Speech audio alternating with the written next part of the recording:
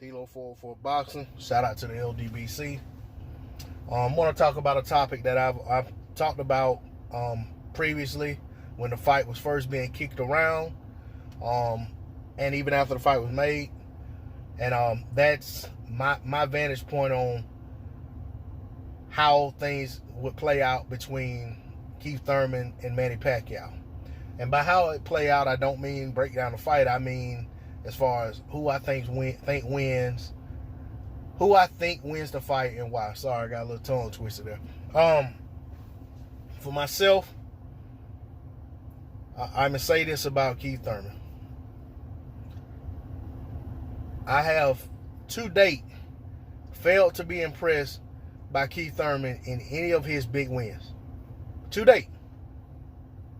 And by big wins, I'm talking about his fights against the likes of Sean Porter, Danny Swift Garcia, Collazo.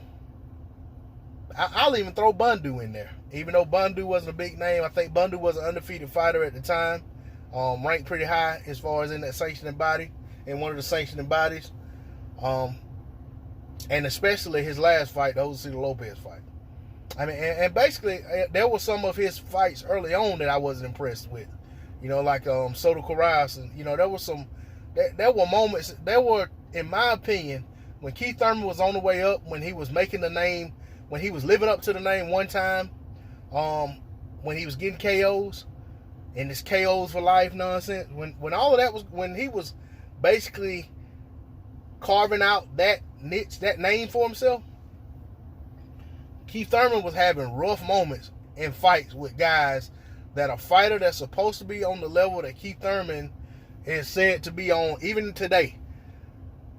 He had rough moments against guys that if he was the fighter that people thought he was back then, or that he said he was, he wouldn't have had those kind of rough moments in those kind of fights.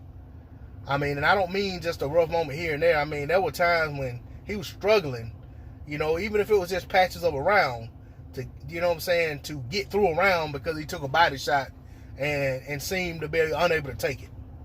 Or, you know, ended up in a slugfest when he had superior boxing skills, should have been able to keep distance and box from the outside. You know, so I looked at all of that when he was on the way up. And I was not surprised that his knockouts went away once his level of opposition went up. You know, once he started fighting the top tier guys, his KO percentage went down a lot. And then he went on the streak where he didn't have a KO for years, and, you know, fights and fights and fights. And it's not a coincidence. And now, I'm to believe that Keith Thurman is supposed to come out and retire Manny Pacquiao, stop Manny Pacquiao and retire him. I just don't believe that. I know Manny Pacquiao has a lot of miles on the odometer. I know Manny Pacquiao has a bunch of wear and tear on his body. He's been in a lot of tough fights. He's been in some wars. But I just personally, I know that what Manny Pacquiao brings to the table, as far as his commitment to output, to constantly putting out work in rounds, and how Keith Thurman tends to take parts of rounds off.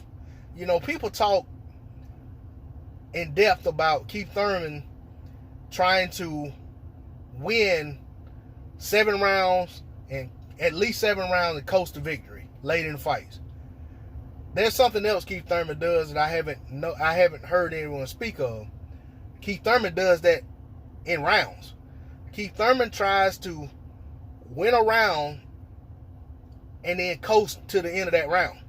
He tries to put in work, and then he tries to go on defense and just pot shot his way to winning the round without putting himself at risk of throwing a lot of punches later in the round. That's what I've noticed throughout Keith Thurman's career. That's what I especially noticed once his level of opposition went up. So I just can't see a guy who fights in that manner beating Manny Pacquiao when I know, yeah, at 40 years old, Manny Pacquiao isn't the man he was at 30, 35, 37, 38, 39. and especially Manny was in his 20s. But Manny Pacquiao has been fighting at welterweight for quite some time. I mean, he's been a welterweight for like 10 years now. Maybe longer. I mean, he's not some little guy coming up to the division. I mean, you know, when you think about Danny Garcia, when he fought Keith Thurman, Danny Garcia only had maybe like 2-3 fights in the division. Now, I know he was only coming up for 147. But that said, Pacquiao isn't coming up from anything. Pacquiao's been at 147 for quite some time. Yeah, he's had a few fights here and there that he dipped down to 140 because he can still make the weight. But for the most part, Pacquiao's been fighting at 147 for like the better part of a decade. And he feels like this is his division. You know, do I think he's the best at 147 right now? No. Do I think that there's some guys at 147 who could beat Pacquiao? Yeah. Do I think Pacquiao would give all of those guys that I think can beat him a fight? As in, he's not going to come in there and just follow some guy around the ring and just get... He's not going... What happened to Mikey Garcia against Errol Spence, I can't see that happening to Manny Pacquiao. I can't see him just, you know, coming in there, throwing insignificant shots and just getting countered and just getting touched up. Now, can I see a guy like Errol Spence stopping Manny Pacquiao? Yeah. But I think he's going to get touched up. He would get touched up to do that. And I think the same thing with Keith Thurman. If Keith Thurman really goes in there to try to stop Manny Pacquiao like he's talking and doesn't get on his bicycle at the end of rounds and late in the fight and try to coast when he thinks he's up on the cards, and he really tries to engage or really tries to turn it into a firefight with Manny Pacquiao, I think he loses. I think he loses early. I think if he does that, the earlier he tries to employ that strategy, the earlier he will find himself getting up off the canvas. I know we've seen Keith Thurman be susceptible to body shots, and that seems to be what's hurt him, but he's been hurt to the head some too. You know, and he's had moments in fights where he got hurt to the head and had to survive the round. I can't see Keith Thurman getting into exchanges with Manny Pacquiao, who, in my opinion, has the hand speed advantage. In my opinion, has the better muscle memory, punch placement, throws punches from awkward angles that look like one thing and then turn into something else right before they connect. I just can't see Keith Thurman, if he allows the fight to get into close quarters, mid-range to close range fighting. I think that's going to favor Manny Pacquiao. But I think that Keith Thurman thinks that favors him. I think that a lot of people that are picking Keith Thurman thinks that infighting would favor Keith Thurman.